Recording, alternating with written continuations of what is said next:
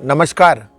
आपके अपने YouTube channel समय की पुकार में मैं ओम कसारा आप सभी दर्शक बंधुओं का हार्दिक स्वागत और अभिनंदन करता हूं अपने कार्यक्रम आओ अखबार सुने में।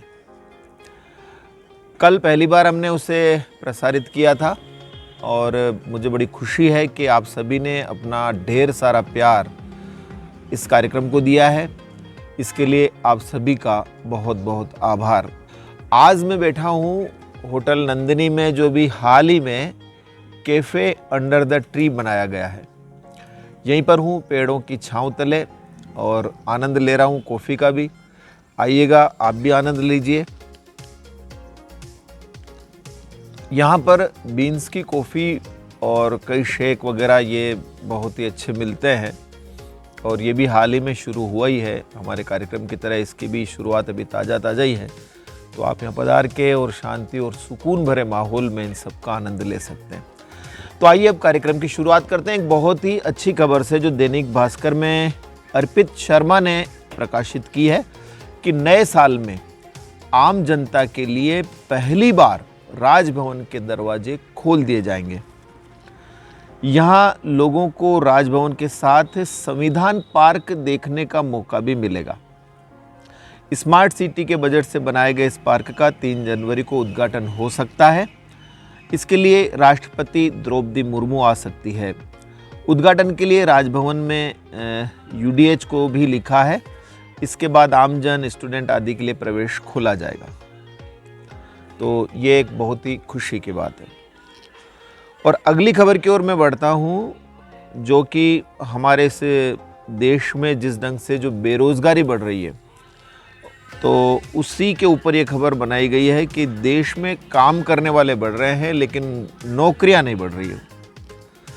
तो विशेष तौर से जो ये स्थितियां पैदा हुई है वो लॉकडाउन के बाद में ऐसी स्थितियां अधिक बन गई है।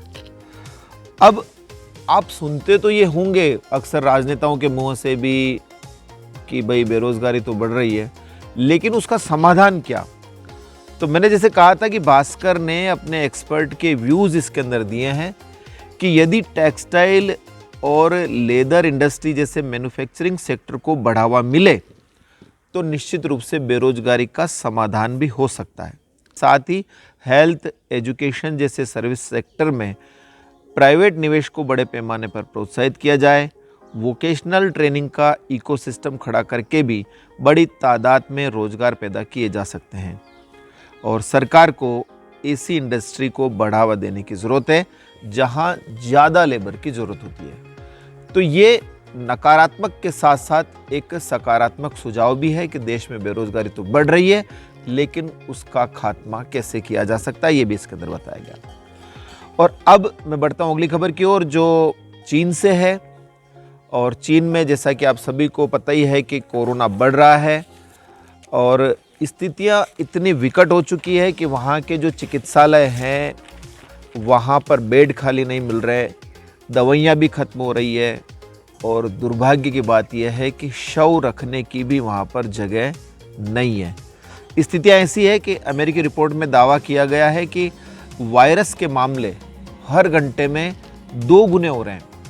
और चिंता की बात यह भी है कि अगले कुछ ही दिनों में वहाँ पर 10 लाख लोगों के समय ही काल कलवित हो जाने की आशंका है।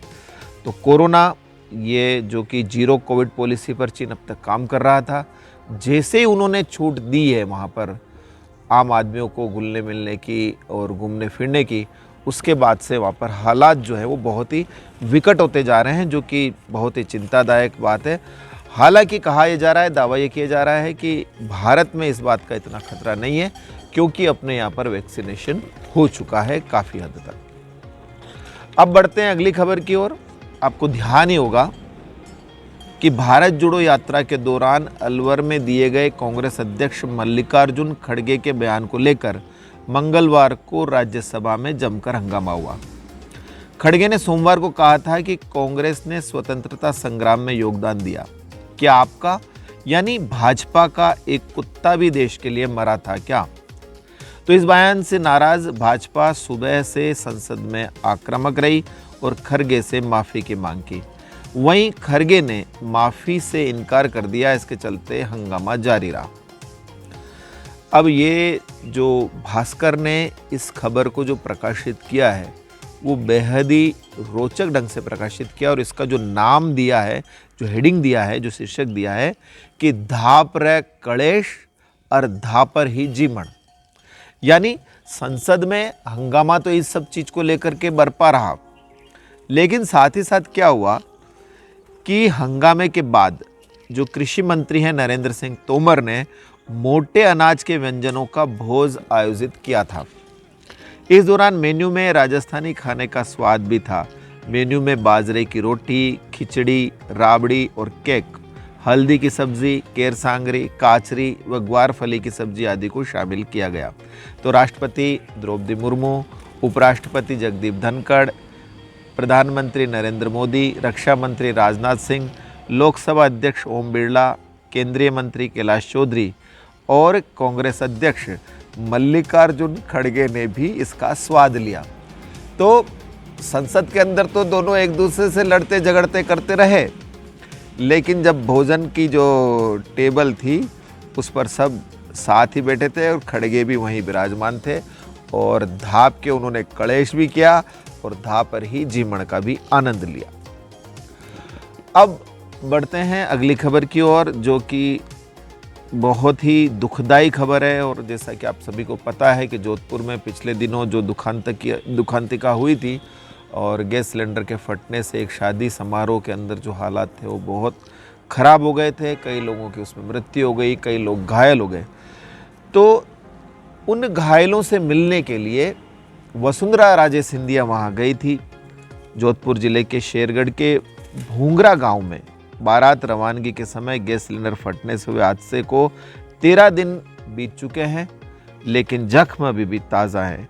मंगलवार को पूर्व सीएम वसुंधरा राजे यहाँ पहुंची तो मंजर देखकर आंखें भर आई। सुहाग की अधजली चूड़ियाँ, बिखरा सिंदूर, दुल्हन का जला हुआ लहंगा, चहु और शादी का जला हुआ सामान, बर्तन व काजल की कोठरी बने मकान पर लटकती लटूड़ियाँ, जो छोटी छोटी लाइटें लगाते हैं, देखकर राजे भावुक हो उठी।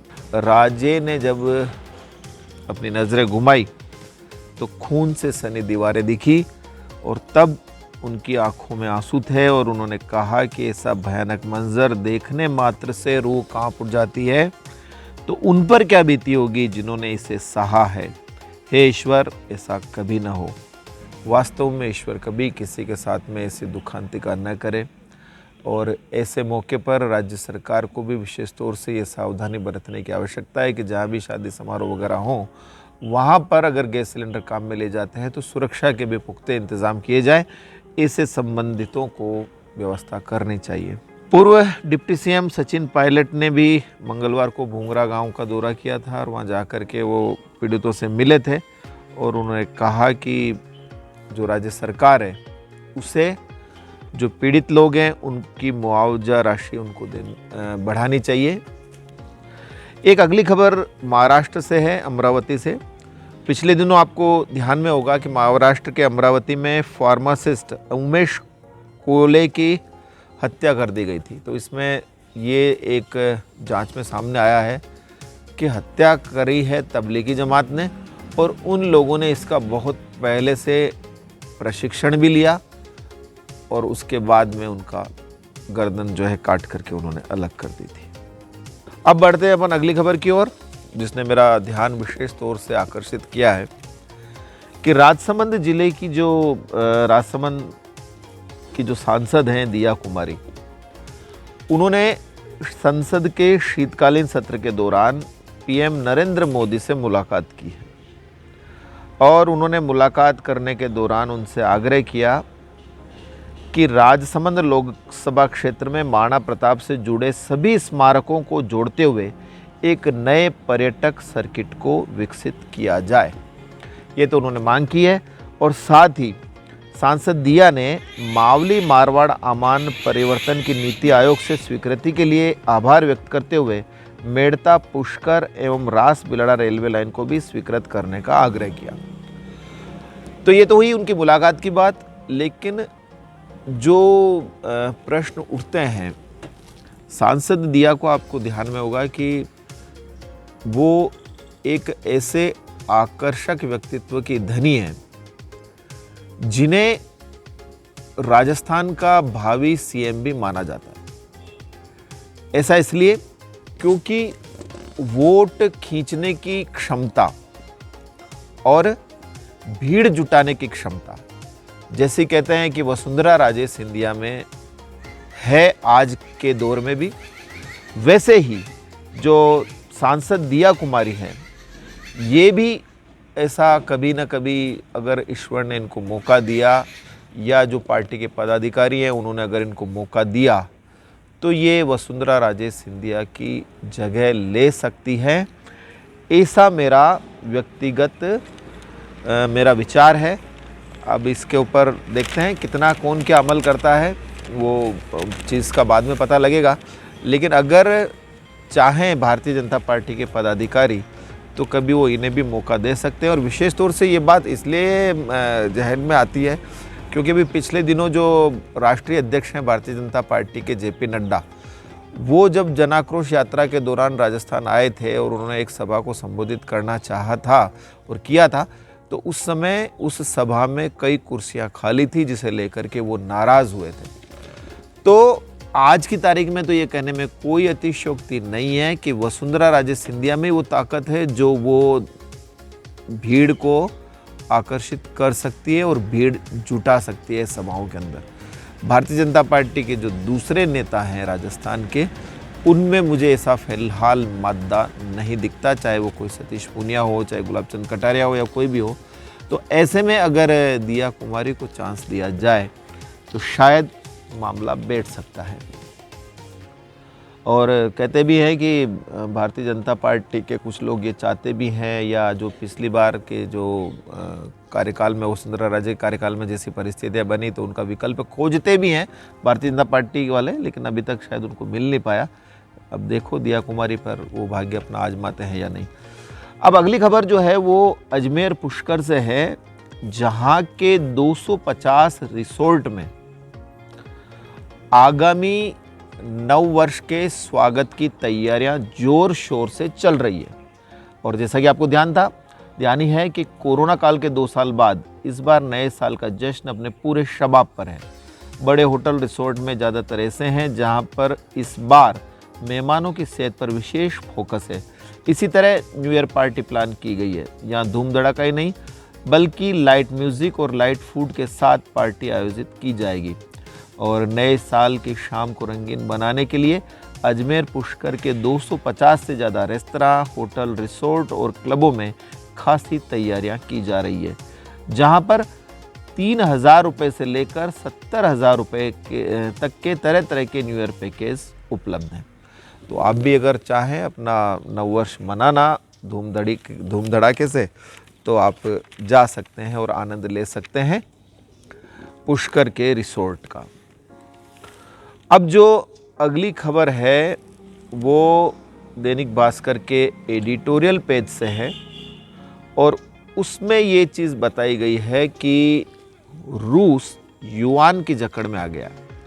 युआन जो है आपको पता ही होगा कि चीन की मुद्रा है और चाइना ऐसा चाहता है कि जिस प्रकार से संपूर्ण विश्व में डॉलर के मार्फत व्यापार व्यवसाय किया जाता है, उसी तरह से जो कई देश वो इसका उपयोग करने लगे युआन का, ऐसी उसकी इच्छा है ताकि डॉलर को कमज़ोर किया जा सके। और ताज़ा आंकड़े ऐसा बताते हैं कि रूस के विदेशी मुद्रा भंडार में युआन का हिस्सा करीब 17% है।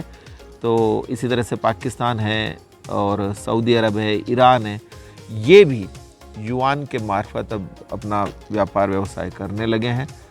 तो ऐसे में चाइना अभी जो अपनी इस कोशिश के अंदर लगा हुआ है लगातार कि किसी भी तरह से वो डॉलर का स्थान ग्रहण करे, लेकिन जो जानकार लोग हैं वो ये कहते हैं कि युआन में भी उतनी ताकत नहीं है कि वो एक ग्लोबल करेंसी का रूप ले सके।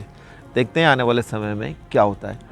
उधर चीन के लिए कोरोना के साथ साथ एक और जो दुखद खबर है वो ये भी है कि वहाँ की जो अर्थव्यवस्था है उसमें भारी गिरावट आने की आशंका है।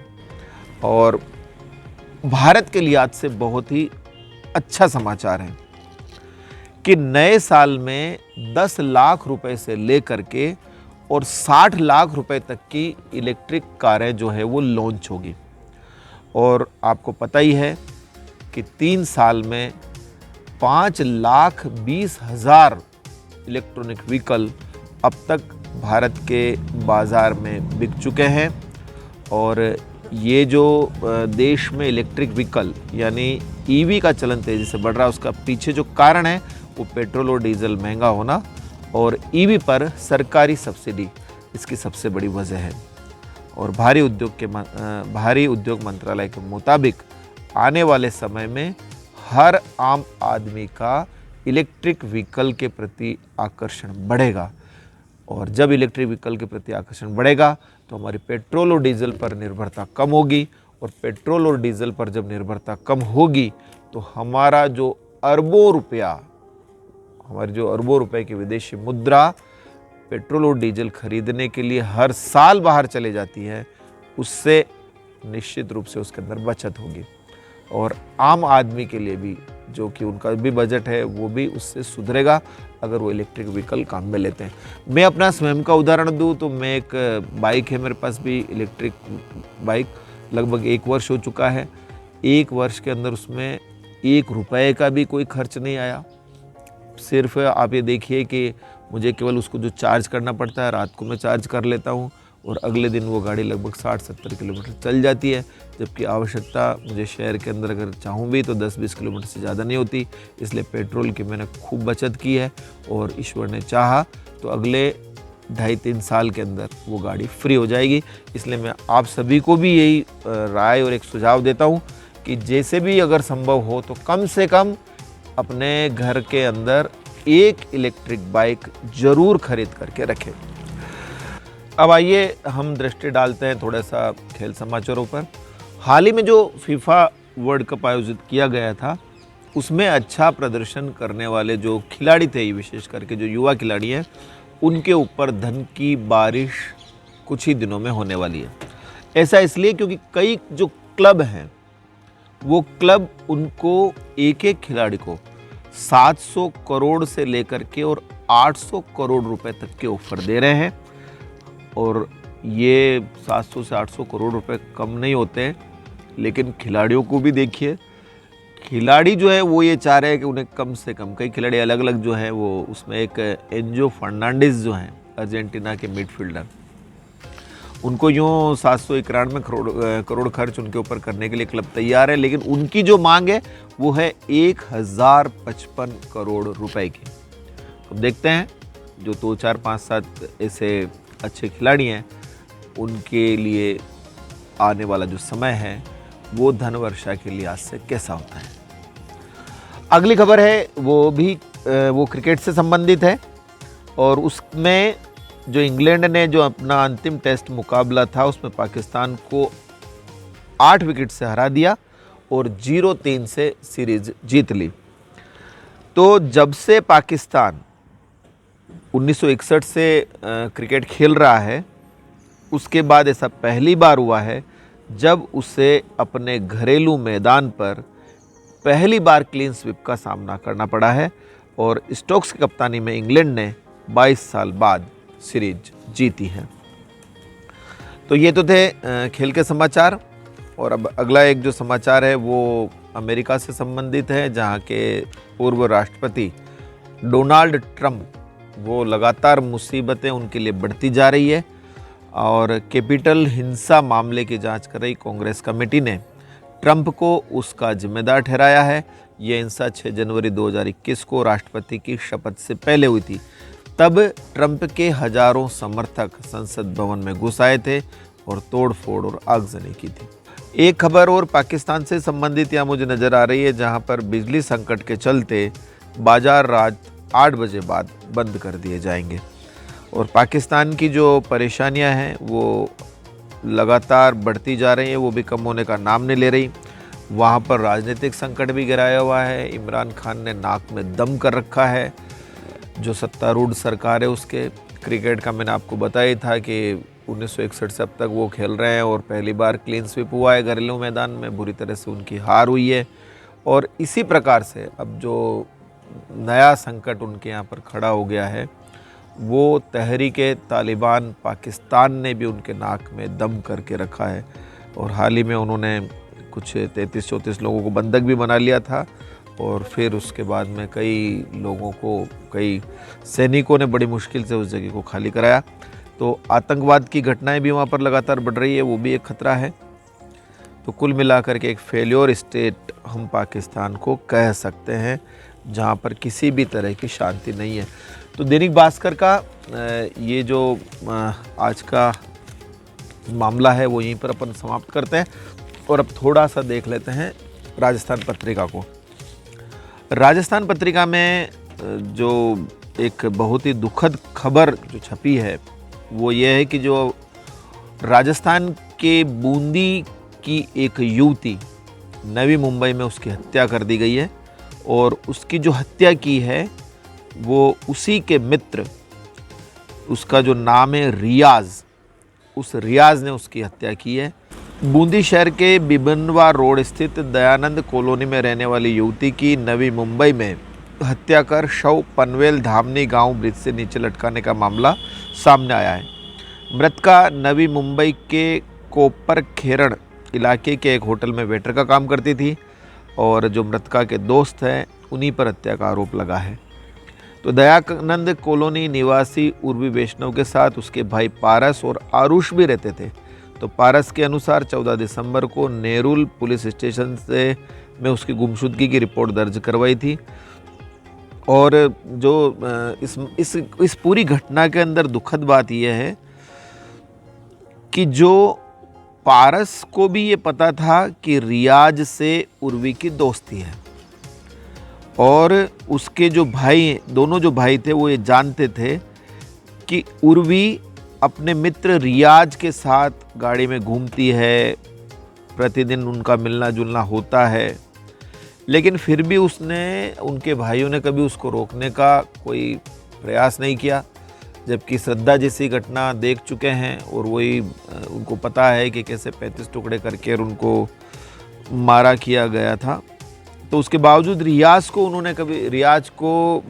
के साथ घूमने से कभी उर्वी को उन्होंने मना नहीं किया और आखिरकार उसका भी परिणाम यही निकला जैसा श्रद्धा के साथ हुआ था। श्रद्धा के तो टुकड़े टुकड़े कर दिए गए थे और यहाँ पर रियाज ने उसको मार करके और शव को पुल से लटका दिया।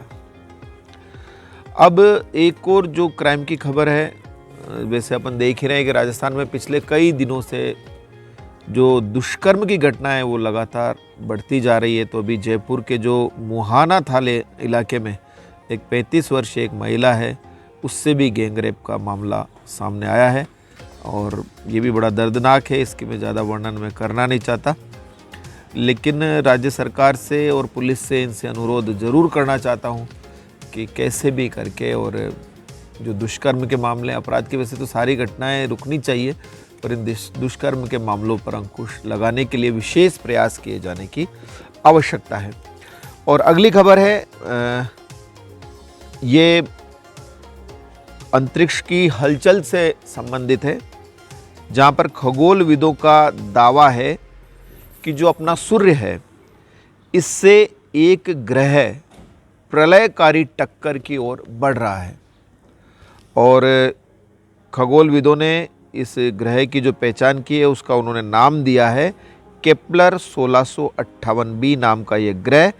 इस बात पर प्रकाश डालने में मदद कर सकता है कि आने वाले समय में दुनिया कैसे खत्म हो सकती है। और पृथ्वी से ये 2600 प्रकाश वर्ष दूर है ये ग्रह, और सूर्य से जो ये टकरा सकता है वैसे बहुत ज़्यादा चिंता करने की बात नहीं है, क्योंकि आजकल में ये टकराने वाला नहीं है और इसे सूर्य से टकराने में लगभग 30 लाख साल लगेंगे। तब तक कितनी ही बार हम और आप शायद जन्म ले चुके होंगे। तो चलिए अब बात करते हैं थोड़े से मौसम के मिजाज की।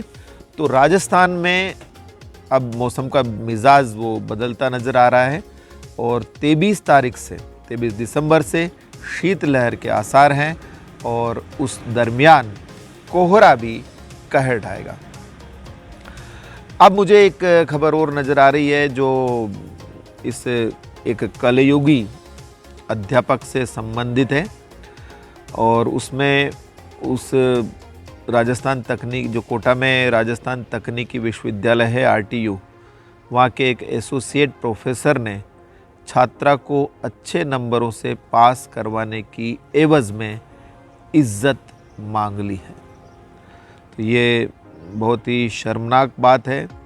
छात्रा ने शहर के एक थाने में एसोसिएट प्रोफेसर गिरीश परमार के खिलाफ मामला दर्ज करवाया है, और छात्रा ने ये भी आरोप लगाया FIR में कि उसे फाइनल ईयर में षड्यंत्र पूर्वक फेल कर दिया गया। फिर एक अर्पित नाम का छात्र उसके पास आया और उसने कहा कि मैं तुमको पास करवा सकता हूँ, और उसी ने एक तरह से बिचौले का काम करते हुए कहा कि छात्रा को अपनी इज्जत देनी पड़ेगी। इधर जो हमारे किसान बंधु हैं उनको भी इस बार कई प्रकार की परेशानियां झेलनी पड़ रही है, और किसान तो वैसे अक्सर कष्ट में ही रहते हैं। फिलहाल जो परेशानी है वो प्याज को लेकर के है, और प्याज किसानों की आंखों से आंसू निकाल रहा है। बम्पर पैदावार के कारण पुराने प्याज के भाव नहीं मिलने से निराश किसान अब इसे पशुओं के सामने डाल रहे हैं। भाव बढ़ने की आस में उन्होंने बड़ी संख्या में प्याज घर में रख रखा था, लेकिन वो अब ख़राब हो गया और सही कीमत नहीं मिलने से किसान परेशान है, जिससे अब उसको वो सड़कों पर फेंक रहे हैं। एक ज़माना ये भी था जब प्याज की दर इतनी बढ़ गई थी कि सरकारें भी डावाडोल हो गई, लेकिन अब स्थितियाँ उसके ठीक विपरीत है। जब प्याज की कीमत बिल्कुल धरती पर है और लागत मूल्य भी किसान अपना नहीं निकाल पा रहे हैं। इसी प्रकार से टमाटर भी 40% सस्ता है, और इससे आम आदमी को तो ज़रूर राहत मिली है, लेकिन किसानों के लिए ये बहुत बड़ी आफत का सवाल है। तो सरकार को इन परिस्थितियों में कुछ ऐसी नीतियां बनानी चाहिए कि जो हमारा किसान है और जो हमारा आदमी है, आम आदमी, ऐसा कुछ तालमेल बने, ऐसा कुछ तालमेल इन दोनों के मध्य में बैठे कि आम आदमी को सस्ती चीज़ें उपलब्ध हो जाए और किसानों को अपनी फसल का वाजिब दाम मिल जाए। अन्यथा जो स्थितियां हैं वो दिन पर दिन बदतर होती जाएगी यदि सरकारों ने इस ओर ध्यान नहीं दिया तो। अब एक खबर जो पत्रिका ने अपने एडिटोरियल पेज पर लगाई है वो है महिला पुलिसकर्मियों की कमी बढ़ा रही है समस्या। तो जो पुलिस बेड़े हैं, इसमें पुलिस बेड़े में महिलाओं की कमी के कारण महिला अपराधों से निपटने में गंभीर चुनौतियां सामने आ रही है। तो ये एक इन्होंने बहुत अच्छा एक सवाल उठाया है, एक बहुत अच्छा विषय उठाया है, ऐसा जिससे लगता है कि आने वाले समय में निश्चित रूप से इसके ऊपर ध्यान दिया जाएगा। और पत्रिका के जो दिल्ली ब्यूरो है उन्होंने एक खबर ये लगाई है राजनीति से संबद्ध कि पूर्वोत्तर में एनडीए सभी सीटों पर जीत का टारगेट लेकर के और आगे बढ़ रही है।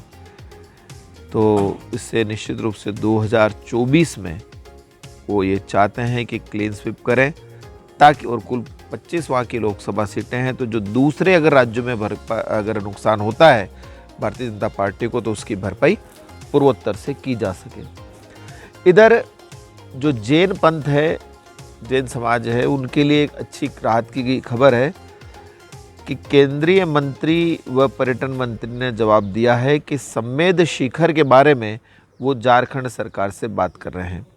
इसका थोड़ा सा मैं विस्तार से बता दूं कि केंद्रीय संस्कृति, पर्यटन और उत्तर पूर्वी क्षेत्र विकास मंत्री जी किशन रेड्डी ने कहा कि सम्मेद शिखर को पर्यटन व पिकनिक स्थल क्षेत्र घोषित किए जाने के मामले में केंद्र सरकार झारखंड सरकार से बात कर रही है। मंगलवार को लोकसभा में शून्यकाल के दौरान सांसद मनोज तिवारी के सवाल के जवाब में उन्होंने कहा कि भारत सरकार और केंद्रीय पर्यटन विभाग की इस घोषणा में कोई भूमिका नहीं है। और रेड्डी ने यह भी कहा कि केंद्र सरकार सभी धर्म की भावनाओं को मान्यता देने के साथ ही उनका आदर करती है। तो इस लिहाज से वो सम्मेद शिखर के बारे में भी झारखंड सरकार से बात कर रहे हैं ताकि वहाँ की जो पवित्रता है और जो शुद्धता है उसे बनाया रखा जा सके। अब एक समाचार है, यूं तो बड़ा रोचक है लेकिन कष्टदायी भी है। रेलवे में नौकरी का झांसा देकर 2,67,00,000 रुपए ठग लिए गए। वो ठगे किनसे गए? युवाओं को युवाओं को रोजगार देने का झांसा दिया और उनके झांसे में इंजीनियर और ग्रेजुएट भी आ गए। और उन्होंने जैसे जो इस समाचार की जो थोड़ी सी मैं आपको डिटेल बताता हूँ कि अक्षय कुमार की फिल्म स्पेशल 26 में एक समूह ने फर्जी सीबीआई टीम बनाकर लोगों को ठगा था। दिल्ली में उसी तरह की ठगी का मामला सामने आया है। ठगों के एक गिरोह ने तमिलनाडु के रहने वाले 28 लोगों को रेलवे की नौकरी का झांसा देकर नई दिल्ली रेलवे स्टेशन पर तैनात कर दिया। तैनात भी कर दिया, उनको झांसा तो दिया ही दिया, उनको तैनात भी कर दिया। ये लोग अलग अलग प्लेटफॉर्म पर 1 माह तक रोज 8 घंटे ट्रेनों व उनके डिब्बों की गिनती करते रहे। झांसे में आने के बाद उनको तैनात कर दिया और 1 माह तक लगातार उनका काम ये सौंप दिया उनको, कि जो भी यहाँ से ट्रेनें गुजरती है उनकी गिनती करो, डिब्बों की गिनती करो। तो दिल्ली पुलिस की आर्थिक अपराध शाखा में दायर शिकायत के मुताबिक इन लोगों को बताया गया था कि उनकी टीटीई, यातायात सहायकों व क्लर्कों के पदों की ट्रेनिंग चल रही है। तो नौकरी के लिए इनसे 2,67,00,000 रुपए ऐंठ लिए गए। और इसमें जो कई पूर्व सैनिक भी इसी के अंदर शामिल हैं जो ठगे गए हैं। अब देखते हैं पुलिस इस मामले में कब कुछ अपना जौहर दिखाती है और ठगों को गिरफ्तार करके और इनकी रकम वापस दिलवाती है। तो इस कार्यक्रम में बस इतना ही। यदि आपको पसंद आया हो तो इसे लाइक व शेयर अवश्य करें और आपके अपने YouTube चैनल समय के पुकार को सब्सक्राइब करना भी न भूलें। धन्यवाद। जय हिंद, जय भारत।